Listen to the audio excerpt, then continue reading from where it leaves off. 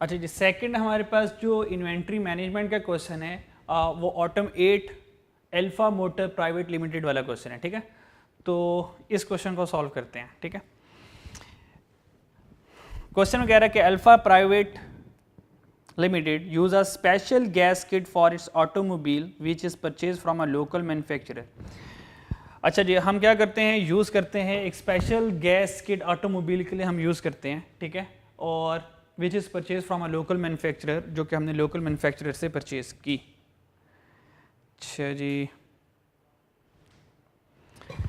Information हमारे पास ये है, इंफॉर्मेशन ये हमारे पास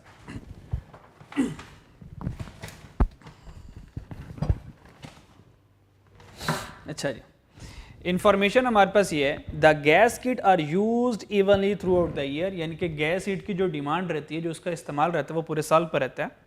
the lead time for an order is normally 11 days. जो हमारे पास लीड टाइम है वो हमारे पास 11 दिनों का लीड टाइम है, ठीक है। 11 डेज का हमारे पास लीड टाइम है, ठीक है। अच्छा जी, 11 डेज लीड टाइम का मतलब क्या? इसका मतलब जब हम ऑर्डर प्लेस करते हैं तो 11 दिनों तक नॉर्मली चीज़ें आ जाया करती हैं सप्लायर की तरफ से। जब हम ऑर्डर प्लेस करते हैं, फॉर एग्जांपल अगर मैंने 1 जनवरी को ऑर्डर प्लेस किया तो उसके 11 दिन बाद मेरे पास चीज़ें आ जाती हैं।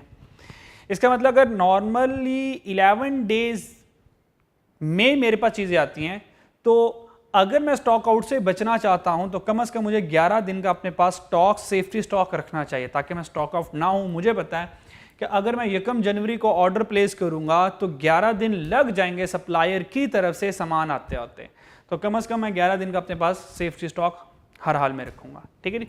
अच्छा जी, but it can take as much as 15 days. तो नॉर्मली जो 11 दिनों में चीज़ें आ जाती हैं, लेकिन हो सकता है 11 दिनों में चीज़ें ना आए, 12 दिनों में आ जाएं, 13 दिनों में आ जाए, 14 दिनों में आ जाए, लेकिन मैक्सिमम 15 दिनों तक चीज़ें हर हाल में पहुंच जाएंगी। तो हो सकता है नॉर्मली अगर 11 दिनों बाद चीज़ें आती हैं, मान लें कि 11वें दिन चीज़ें ना आई, तो हम क्या करेंगे? ऑब्वियस बात है, फिर तो हम स्टॉक आउट हो जाएंगे। और जब हमारे पास सामान होगा नहीं, लेबर वेली में कमी बैठी होगी, तो लेबर कॉस्ट तो आ रही होगी उस दिन की, पर प्रोडक्शन नहीं हो रही होगी। तो उससे होगा क्या, उस दिन हमारी सिर्फ कॉस्ट आ रही होगी, वेरिएबल कॉस्ट आ रही होगी, पर प्रोडक्शन नहीं हो रही होगी। लेबर ने तो पैसे लेने उस दिन के, बेशक वो काम ना करे। और इसके अलावा हाँ, ये हो सकता है कि मशीनें नहीं चलेंगी, तो ठीक है, मशीन नहीं चल रही तो मशीन की कॉस्ट थोड़ी सी बच जाएगी, लेकिन आपका पूरा दिन ज़ाया हो जाएगा, ठीक है। जो आपने एक टारगेट सेट किया हुआ था कि इतने दिन हम इतने यूनिट बनाने हैं, वो यूनिट बना नहीं पाएंगे। तो उसके रिगार्डिंग वो कह रहा है, the delivery time and the probability of their occurrences are given. कहता है डिलीवरी टाइम और चीजें आने की प्रोबेबिलिटी ये उसने हमें बता दी। उसने बता दिया कि डिलीवरी टाइम 11 डेज, 11वें दिन चीजें आ जाएंगी, इसकी प्रोबेबिलिटी है 68%। यानी कि 68% चांसेस हैं कि 11वें दिन ही चीजें आ जाएंगी। अगर ना आई, मान लें अगर 11वें दिन चीजें ना आए, इसका मतलब स्टॉक आउट होने का डर कितना है यहां पर? इसका मतलब अगर 68% चीजें आने की प्रोबेबिलिटी है, तो ना आने की प्रोबेबिलिटी कितनी? 32%। इसका मतलब 32% चांसेस हैं यहां पर स्टॉक आउट होने का, ठीक है जी, स्टॉक आउट होने का। क्लियर? अच्छा जी, नेक्स्ट, अगर 12वें दिन चीजें आए, अगर 11वें दिन यानी कि 12वें दिन चीजें आए, इसका मतलब 12वें दिन चीजें आने की प्रोबेबिलिटी क्या है? बहुत कम है। यानी कि वो सप्लायर कहता है कि टेंशन ना लें, 11वें दिन ही चीज़ें पहुंचा दूंगा, 12वें दिन चीज़ें आने की प्रोबेबिलिटी बड़ी कम है। इसका मतलब यही है कि वो 11वें दिन ही चीज़ें पहुंचा देगा। लेकिन अगर 12वें दिन चीज़ें आई, तो अब देखें स्टॉक आउट होने के चांसेस 88% हो गए, यानी कि बहुत ज़्यादा स्टॉक आउट चांसेस हो गए हमारे पास, ठीक है जी। अच्छा, अब रिक्वायरमेंट बढ़ते हैं।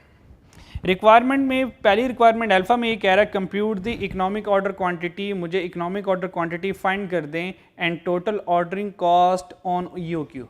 ईओक्यू की बेस के ऊपर हमें क्या कर दें, ऑर्डरिंग कॉस्ट भी फाइंड कर दें। तो पहली रिक्वायरमेंट तो बड़ी आसान है, इकोनॉमिक ऑर्डर क्वांटिटी फाइंड करना है और हमने टोटल ऑर्डरिंग कॉस्ट कैलकुलेट करनी है। तो ये आसान वाला काम है, ये आसान वाला काम ज़रा जल्दी से करते हैं, फिर इन प्रोबेबिलिटीज़ को हम फाइंड करते हैं, ठीक है जी। अच्छा जी, अगर हम यहाँ से इकोनॉमिक ऑर्डर क्वांटिटी फाइंड कर लें, यहीं पे कर लेते हैं। अगर हम इकोनॉमिक ऑर्डर क्वांटिटी फाइंड करना चाहते हैं तो फॉर्मूला हमारे पास ये है,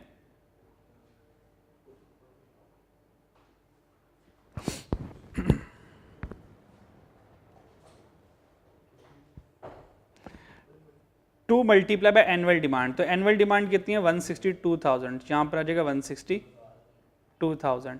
उसके बाद ऑर्डरिंग कॉस्ट पर ऑर्डर 2700, तो यहाँ पर क्या आ जाएगा हमारे पास 2700 आ जाएगा। और carrying cost per gasket, carrying cost per unit पर होती है, दैट इज 300, तो यहाँ पर क्या आ जाएगा हमारे पास 300 आ जाएगा। ठीक है, तो इन सब को क्या करेंगे, इन सब को हम कैलकुलेट करेंगे, तो यहाँ पे हमारे पास EOQ आ जाएगा। ठीक है जी, अच्छा जी। और अगर हम लोगों ने सेकंड रिक्वायरमेंट ये थी कि टोटल ऑर्डरिंग कॉस्ट, तो अगर हमने ये टोटल ऑर्डरिंग कॉस्ट कैलकुलेट करनी है EOQ की बेस के ऊपर, तो टोटल ऑर्डरिंग कॉस्ट का फॉर्मूला क्या हो जाएगा। अच्छा जी, तो हमें टोटल ऑर्डरिंग कॉस्ट चाहिए, तो total ordering cost is equal to ordering cost per order multiply by annual demand over OQ। ठीक है जी, तो ऑर्डरिंग कॉस्ट पर ऑर्डर कितनी है, ऑर्डरिंग कॉस्ट पर ऑर्डर हमारे पास 27,000 है। ठीक है जी, तो हमारे पास यहाँ से आ जाएगा 27,000, एनुअल डिमांड कितनी है 162,000 और हमारे पास ऑर्डरिंग क्वांटिटी कितनी है। तो हम इस सारे एरिया को जब सॉल्व करेंगे तो हमारे पास ऑर्डरिंग क्वांटिटी आ जाएगी 5400, तो यहाँ पर आ जाएगा हमारे पास 5400 गैस किट्स, 5400, ये हमारे पास 5400 गैस किट्स आ जाएंगे। तो ऑर्डर क्वांटिटी हमारे पास कितना आ गया 5400, तो हम क्या करेंगे डिवाइड कर देंगे 5400 से। ठीक है, तो ये हमारे पास सारा आंसर आ जाएगा टोटल ऑर्डरिंग कॉस्ट, और टोटल ऑर्डरिंग कॉस्ट हमारे पास यहाँ से आ जाएगी रुपीस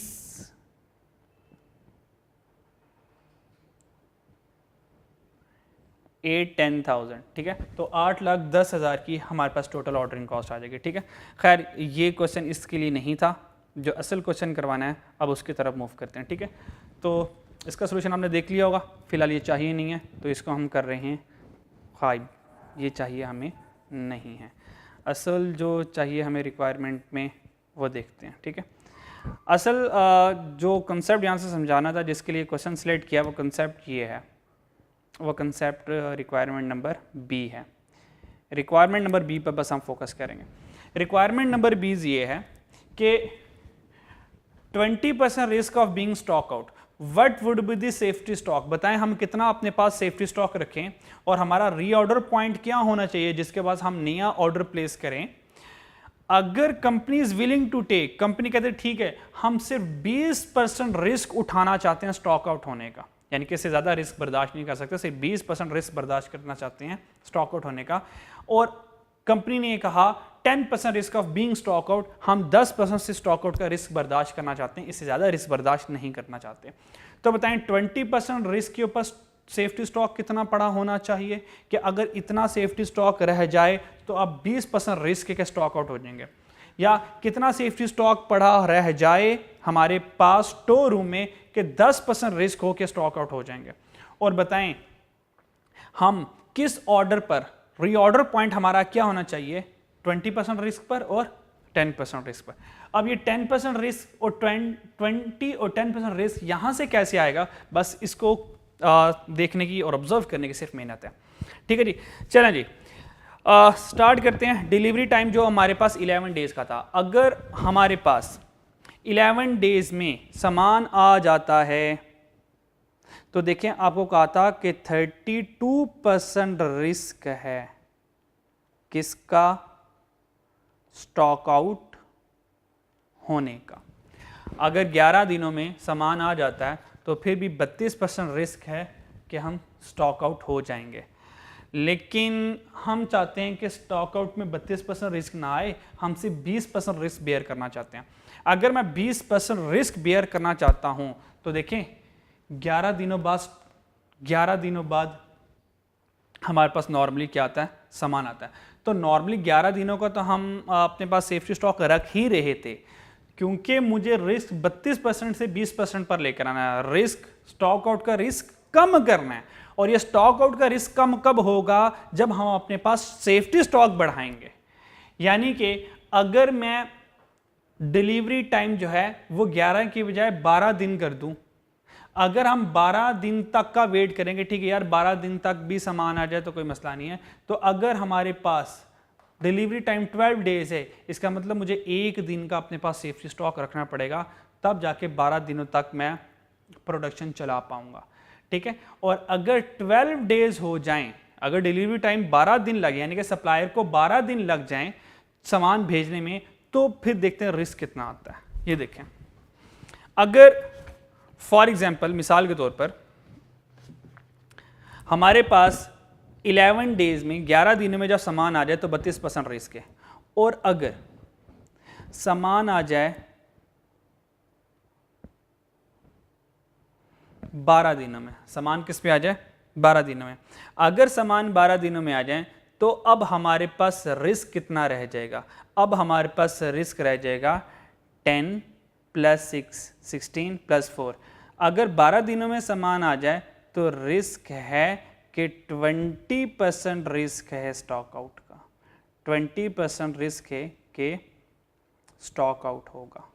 और अगर 11 दिनों में सामान आ जाता तो देखें 20 और 12 इनको दोनों को जमा किया तो ये देखें 32% हमारा बना, ठीक है। अगर 12 दिनों में सामान आए तो स्टॉक आउट होने का रिस्क कितना है, इन सबको जमा कर लें 20% है। और जब 11 दिनों में ही सामान आ जाता था तो 20 ये + 12 तो देखिए 32% रिस्क बना, ठीक है। तो क्योंकि हमें 20% चाहिए, हमें 20% रिस्क सिर्फ बेयर करना है, तो 20% रिस्क तब ही बेयर होगा जब हमारे पास डिलीवरी टाइम 12 हो। और डिलीवरी टाइम 12 कैसे होगा, क्योंकि 11 तो नॉर्मल था, इसका मतलब हमें एक दिन का सेफ्टी स्टॉक रखना पड़ेगा, क्योंकि नॉर्मली 11 दिन बाद तो सामान आ ही जाता है ना, पर हम सिर्फ 20% रिस्क उठाना चाहते हैं। तो 20% रिस्क को कम करने के लिए 32 से 20 पर रिस्क को कम करने के लिए हमें एक दिन का सेफ्टी स्टॉक रखना पड़ेगा। अगर हम एक दिन का सेफ्टी स्टॉक रख लें, हमने कहा हो सकता है 11वें दिन सामान ना आए, 12वें दिन आ जाए, तो 12वें दिन की तैयारी तो करनी है ना, वो तैयारी क्या, एक दिन का सेफ्टी स्टॉक रख लेंगे। तो अगर हम एक दिन का सेफ्टी स्टॉक रखेंगे तो हमारा रिस्क 32 से 20% पर आ जाएगा। इसका मतलब 20% रिस्क बेयर करने के लिए हमें क्या करना पड़ेगा जी, हमें क्या करना पड़ेगा, टोटल एडिशनल 1 डे का सेफ्टी स्टॉक रखना पड़ेगा 11 दिनों का, क्योंकि नॉर्मल डिलीवरी टाइम तो 11 दिनों का था ना, तो 11 दिनों का सेफ्टी स्टॉक पहले ही रख रहे थे। तो हमने कहा हो सकता है 11वें दिन ना आए, 12वें दिन सामान आए, तो अब हमें टोटल जो सेफ्टी स्टॉक रखना पड़ेगा 12 दिनों का रखना पड़ेगा, ठीक है जी। तो हमने ये देखना है, ठीक है। अच्छा जी, तो 20% risk of being stock out, तो अगर 20% रिस्क है,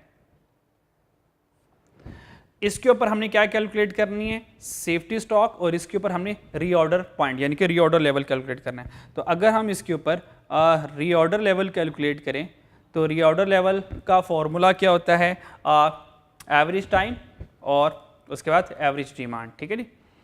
अगर एवरेज नहीं है तो हम नॉर्मली दूसरा यूज़ कर लेते होते हैं, ठीक है जी। अच्छा जी, हमारे पास कितने दिनों का सेफ्टी स्टॉक रखना है, 12 डेज का, ठीक है। तो ये मेरे पास टाइम आ गया। और डिमांड कितनी है हमारे पास, अगर हम 12 डेज का अपने पास सेफ्टी स्टॉक रखें तो 20% रिस्क हम बेयर करने के काबिल हो जाएंगे। मल्टीप्लाई बाय, अब देखनी है पर डे डिमांड, ठीक है। तो 12 डेज हो गए, देखने एक दिन की डिमांड कितनी है, तो अब मुझे क्या चाहिए, multiply by per day demand. Per day demand कैसे आएगी, एनुअल डिमांड कितनी थी क्वेश्चन में, एनुअल डिमांड थी हमारे पास 162,000, तो ये एनुअल डिमांड आ गई। तो एनुअल डिमांड इज 162,000, ये पूरे साल की है। और हमने कहा साल में कितने दिन होंगे हमारे पास, क्वेश्चन में मेंशन है कि नहीं है, क्वेश्चन में अगर मेंशन नहीं है तो 360 भी ले सकते हैं, 365 भी ले सकते हैं, पर नॉर्मली 360 लेते हैं, ठीक है। तो हम अज्यूम करेंगे जो डेज हैं, मैं क्वेश्चन में लिख भी दूंगा, जो एनुअली डेज हैं साल में 360 दिन हैं, तो 162,000 को क्या करेंगे 360 से डिवाइड करेंगे तो एक दिन की डिमांड आ जाएगी, यानी कि एक दिन में हमें क्या करना चाहिए, इतने यूनिट्स चाहिए होते हैं, तो वो हमारे पास आ जाएंगे 450। यानी कि एक दिन में 450 यूनिट चाहिए, तो 12 दिनों में कितने यूनिट चाहिए होंगे, 12 डेज मल्टीप्लाई बाय 450। तो यहाँ से हमारे पास जो आंसर आ जाएगा वो आंसर आ जाएगा 5400। तो आंसर आ जाएगा 5400। ये 5400 हमारे पास रीऑर्डर लेवल होगा 20% रिस्क के ऊपर। डन, क्लियर, इसमें कोई मसला। नेक्स्ट उसने कहा सेफ्टी स्टॉक। सेफ्टी स्टॉक तो देखें नॉर्मली 11 दिन को तो हम सेफ्टी स्टॉक रख ही रहे थे, 11 दिन को सेफ्टी स्टॉक रख ही रहे थे। हमने कहा अगर 12वें दिन चीज़ें आ जाएं तो इसका मतलब एडिशनल कितना सेफ्टी स्टॉक रखना पड़ा, एक दिन का। तो एडिशनल हम कितना दिन सेफ्टी स्टॉक रख रहे हैं, 1 डे का। तो एक दिन का सेफ्टी स्टॉक रखेंगे और एक दिन में कितने यूनिट चाहिए होते हैं, 450। तो 1 डे मल्टीप्लाई बाय 450, तो हमारे पास सेफ्टी स्टॉक एक दिन का होगा 450। तो ये हमारे पास आंसर आ जाएगा। अगर 20% रिस्क हम बेयर करना चाहते हैं, तो अगर हम 20% रिस्क बेयर करना चाहते हैं तो रीऑर्डर लेवल हमारे पास क्या होना चाहिए, 5400। यानी कि जब हमारे पास स्टॉक में 5400 यूनिट रह जाएं तो हम ऑर्डर प्लेस करते हैं। और सेफ्टी स्टॉक कितना का रखना चाहिए, कम से कम हमें, क्योंकि नॉर्मली 11 डेज तो नॉर्मली लीड टाइम है ना, तो नॉर्मली तो हम 11 दिनों का सेफ्टी स्टॉक रख ही रहे होते हैं, तो एडिशनल कितना रखना है, एक दिन का रखना। ये था हमारे पास अगर हम 20% रिस्क बेयर करना चाहते हैं।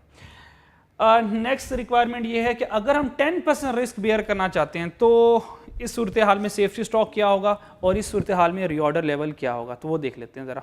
ठीक है, अगर 10% रिस्क बेयर करना चाहते हैं तो ये देखें 10% कैसे बनेगा, 4% प्लस 6%, ये दोनों मिलकर 10% रिस्क बनेंगे। तो अगर मैं 10% रिस्क बेयर करना चाहता हूं तो 10%, ये देखें 10% रिस्क ये बनेगा 4 + 6, ये 10% मेरे पास रिस्क लेवल बनेगा।